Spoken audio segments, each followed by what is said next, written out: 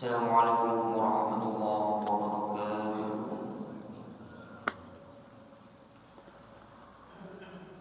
Innal hamdalillah nahmaduhu wa nasta'inuhu wa nastaghfiruh wa na'udzu billahi min shururi anfusina wa min sayyiati a'malina. Man yahdihillahu fala mudilla lahu wa man yudlilhu fala hadiya lahu. Asyhadu an la ilaha illallah wahdahu la syarika lahu wa asyhadu anna Muhammadan abduhu wa rasuluh la nabiyya wa la rasula ba'da. Allahumma shalli wa sallim wa barik ala nabiyyina Muhammad wa ala alihi wa sahbihi wa man tabi'ahum bi ihsanin ila yaumiddin, amma ba'd. Awalan hayya nashkurullah ta'ala alladhi qad a'tana ni'matan katsiratan hatta nastati'a an najtami'a fi hadhihi al-fursah al-mubarakah insyaallah.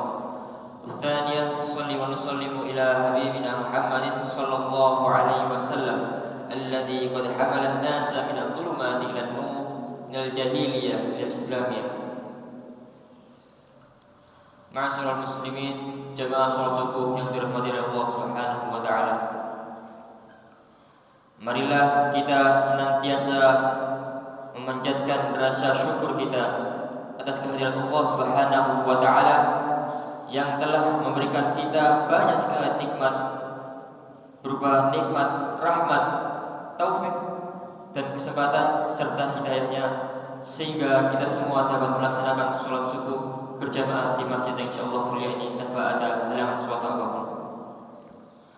Tak lupa salawat dan salam semoga tetap tercurahkan kepada Nabi besar junjungan kita semua, Nabi Allah Muhammad sallallahu alaihi wasallam yang telah membimbing kita dari jalan gelap gulita menuju jalan yang terang benderang, yakni adilul Islam. Jemaah salat subuh yang dirahmati Allah Subhanahu wa taala. Mudah-mudahan subuh kali ini menjadi subuh yang lebih baik daripada subuh-subuh sebelumnya, dan menjadikan subuh kita banyak menjadi lebih baik juga. Amin Allahumma amin. Ma'asyiral muslimin rahimakumullah. Marilah kita meneladani sifat-sifat Rasul kita, yakni Nabi Muhammad sallallahu alaihi wasallam. Tapi sebelum kita meneladani, kita mesti tahu siapa itu Nabi Muhammad sallallahu alaihi wasallam. Maka marilah kita semua awali sedikit dengan biografi beliau. Nabi Muhammad sallallahu alaihi wasallam lahir di Makkah pada tahun Hijrah. Lahir dari seorang ibunda yang sangat mulia, yakni Ibunda Aminah. Kalau kita sebutkan nasabnya dari ayahnya, ada 22 yang disebutkan ulama untuk supaya kita mengingatnya. Yang pertama, Muhammad sallallahu alaihi wasallam bin Abdullah bin Abdul Muttalib bin Hashim bin Abdul Manaf bin Qusay bin Kilab bin Murrah bin Ka'ab bin Lu'ay bin Ghalib bin Fihr bin Malik bin Nawar bin Kinan bin Khuzaimah bin Mudrikah bin Ilyas bin Muwar bin Nizar bin Ma'ad bin Adnan. Memiliki 3 anak putra dan 4 anak putri yang bernama Qasim, Abdullah, Ibrahim, sedangkan yang putri Fatimah Zahra, Ruqayyah dan Ummu Kulsum. Ma'asyiral muslimin rahimakumullah. Rasulullah sallallahu alaihi wasallam merupakan sosok manusia yang paling baik pribadinya, baik itu dari segi hubungannya dengan Allah Subhanahu wa taala maupun dengan sesama manusia. Hingga tercatat sebagai uswah dalam Quran surah Al-Ahzab ayat 21 yang berbunyi, A'udzu billahi minasyaitonir rajim. Bismillahirrahmanirrahim. Laqad kana lakum fi Rasulillahi uswatun hasanah. Sesungguhnya telah ada pada diri Rasulullah itu suri teladan yang baik. Ma'asyiral muslimin rahimakumullah. Ayat tersebut turun ketika terjadinya peristiwa yang bernama Perang Ahzab. Namun Ibnu Katsir menyebutkan bahwa ayat tersebut dapat dijadikan sebagai fondasi dapat dijadikan sebagai dalil yang agung dalam meneladani Rasulullah Shallallahu Alaihi Wasallam. Sedangkan di ayat lain disebutkan, A'udzubillahi minasyaitonirrajim. Bismillahirrahmanirrahim. Wa innaka la'ala khuluqin 'adzim. Dan sesungguhnya kamu benar-benar berbudi pekerti yang agung. Ma'asyiral muslimin rahimakumullah.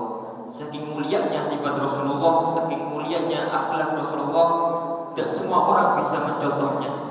Sebenarnya kisah Rasulullah ketika berdakwah ke Taif, yang mana pada mulanya Rasulullah sangat berharap sekali dari penduduk Taif, karena dari Makkah beliau sangat ditolak keras.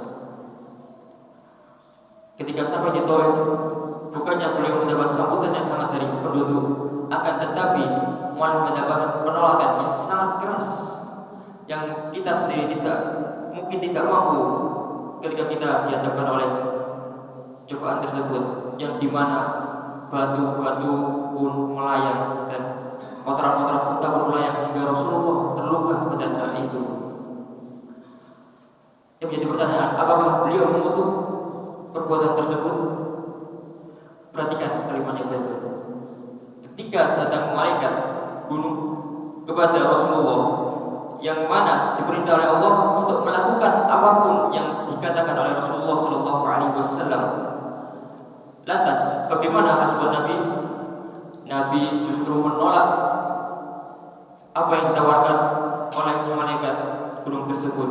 Justru Nabi pun malah mendoakan dan berdoa, jangan wahai malaikat, jangan wahai Allah, aku ingin nanti ketika anak dan cucu mereka, keturunan penduduk Taif ini, dapat masuk Islam dan tidak menyekutukan Allah dengan apapun. Ma'asyiral muslimin rahimakumullah. Inilah yang seharusnya kita lakukan ketika kita mendapatkan cobaan dari orang sekitar. Jangan sampai kita langsung mengutuk, karena ketika kita terzalimi, biasanya doa itu mudah diijabah atau terkabul. Maka gunakanlah waktu itu untuk mendoakan hal yang baik kepada orang yang telah menzalimi kita. Ma'asyiral muslimin rahimakumullah. Sebelum saya mengakhiri nutup ini, izinkan kami mengucapkan sepatah dua kata. Yang pertama, kami mengucapkan banyak terima kasih jazakumullah khairan katsiran kepada segenap takmir dan segenap jamaah Masjid At-Taqwa Muhammadiyah dari Kabupaten ini yang telah mau menerima kami, yang telah mau menyambut kami dengan hangat layaknya seorang anak yang merantau di negeri jauh. Dan yang kedua, kami mohon maaf sebesar-besarnya apabila selama kami berada di sini, baik berada di masjid maupun di lingkungan masyarakat, kami banyak melakukan kesalahan, banyak perangai kami yang kurang pantas. Kami sekali lagi mohon dimaafkan. Mungkin itu yang dapat kami sampaikan. Kurang lebihnya mohon maaf. Subhanallahumma wa bihamdika asyhadu an la ilaha illa anta astaghfiruka wa atubu ilaik. Assalamualaikum